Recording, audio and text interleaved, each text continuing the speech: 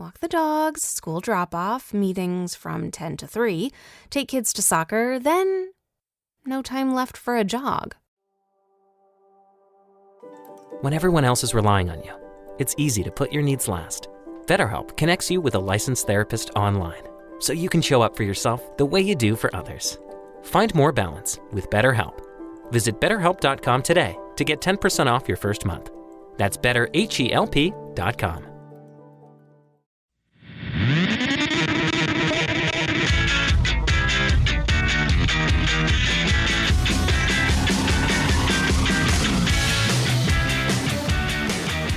Good morning, White Sox fans. This is your Sox Machine White Sox wake-up call for Thursday, June 1st, 2023. Happy National Moonshine Day. I'm Bennett Carroll. In the final game of a 3-game series, the White Sox fell 12-5 to the Los Angeles Angels. Mickey Moniak led off with a single to right, and on a 1-2 count, Mike Trout took a hanging curveball and put it 461 feet to dead center. That would make it the longest home run hit at Guaranteed Rate Field this year. That put the Angels up 2-0 before the Sox got a single out. Shohei Ohtani would fly out to center, but Taylor Ward and Matt Thaiss would each single to put 2 on for Gio Urshela. Urshela would strike out on a full count, and Taylor Ward would get caught stealing for a strike him out, throw him out double play to end the top of the first. All right, Sox finally get a chance to respond. Bottom one, and it's the Sox. They go 1-2-3 to end the inning. Top two, though, the Angels match the Sox going 1-2-3. Bottom two, and the Sox are actually trying to fight back. With 1 out, Yohan Moncada singled to right before Andrew Vaughn and Yasmani Grandal each drew walks to load the bases with 1 out. Gavin Sheets lofted a ball to right just deep enough for Moncada to come running home on the sac fly and make it 2-1 Angels. Top three, and the top of the Angels lineup is back up. After Mickey Moniak flies out, Mike Trout is hit by a pitch, bringing up Shohei Ohtani. On the first pitch he sees from Lynn, Ohtani took a 4-seamer to dead center to make it a 4-1 lead for the Angels. Taylor Ward followed that up by being hit by a pitch before Lynn walked Matt Thaiss and Gio Urshela to load the bases for Jared Walsh. On a 1-1 count, Walsh found a cutter he liked and sliced it down the line and left, driving in 2 and putting 2 runners in scoring position for Zach Neto. Lynn, though, got Neto to strike out and Livan Soto to ground out to end the inning at 6-1. How did the Sox respond to that 4-run outburst? You guessed it, 1-2-3 inning. Top 4, and Mickey Moniak leads off with a fly ball to short right field. Gavin Sheets came charging in, but came up just short on his slide as the ball bounced back in, with Moniak ending up on second with a double. After a Mike Trout strikeout, Shohei Ohtani stepped up and absolutely annihilated a ball to right center for his second home run of the game. Remember a couple minutes ago when I said that Mike Trout hit the longest home run at Guaranteed Rate Field this year? Yeah, that lasted all of 3 innings, as Ohtani hit it 478 feet to make it 8-1 Angels. Bottom 4, and with 2 outs, Andrew Vaughn and Yasmani Grandal each singled, bringing Gavin Sheets up. 2 on, 2 out. It's time for Sheets to get the Sox back in it, right? Would I be hyping this up if they did? Sheets struck out to end the inning. Top 5, and Jesse Schultens is in for Lance Lynn. Lynn's final line, 4 innings pitched, 8 hits, 8 runs, all earned, 2 walks, and 4 strikeouts. His ERA now sits at 6.55, the second highest in baseball among qualified starters. Schultens had a strong first inning, walking Gio Urshela before Jared Walsh replaced him at first with a fielder's choice. He then got Zach Neto to ground into a double play to end the inning. Bottom 5, and Tim Anderson takes a 1-out walk before Andrew Benintendi singled to put 2 on for Luis Robert Jr. and Eloy Jimenez. Now is the time for the Sox to come back, right? Again, would I be hyping this up if they did? They both struck out, inning over. Another strong inning, though, from Schultens in the sixth, who went 1-2-3. Bottom six, though, and Jacob Webb is in for the Angels. Yasmani Grandal singled with 2 outs, but Gavin Sheets popped out to end the inning. Top 7, and after a Shohei Ohtani walk, Taylor Ward tomahawked the ball to left center into the seats to make it 10-1 Angels. From there, Schulten settled down, getting 3 straight outs. Bottom 7, and Tim Anderson doubled to right with 1 out. From there, pinch hitter Clint Frazier singled up the middle, and Anderson came around to score to make it 10-2. But the Sox couldn't capitalize after that with a flyout and a groundout to end the inning.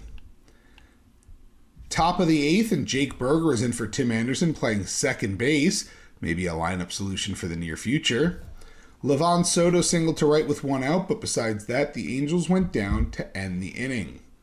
Bottom 8, the only note, Andrew Vaughn with a ground rule double. Top 9, and Garrett Crochet is in for some mop-up duty, but he got into trouble quickly. Chad Wallach led off with a home run to center field that made it 11-2.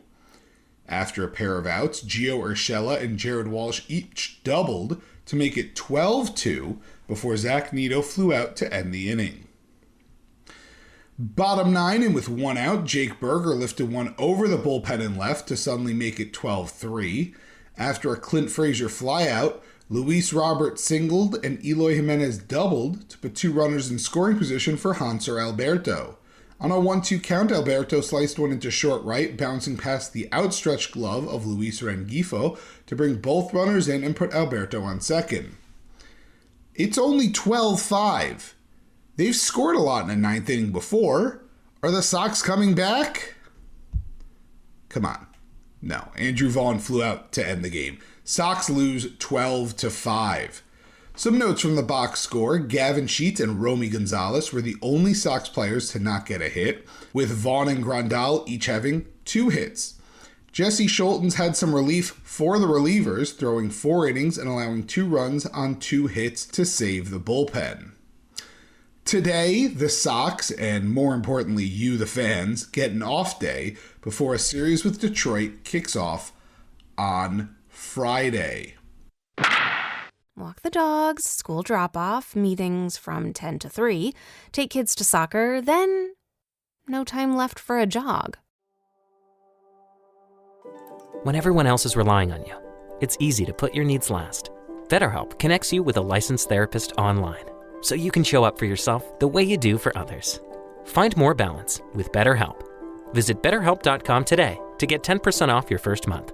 That's BetterHelp.com. In the minors, the Knights lost 4-0 to the Nashville Sounds. Charlotte managed only 6 total hits, with Victor Reyes managing 2 of them himself.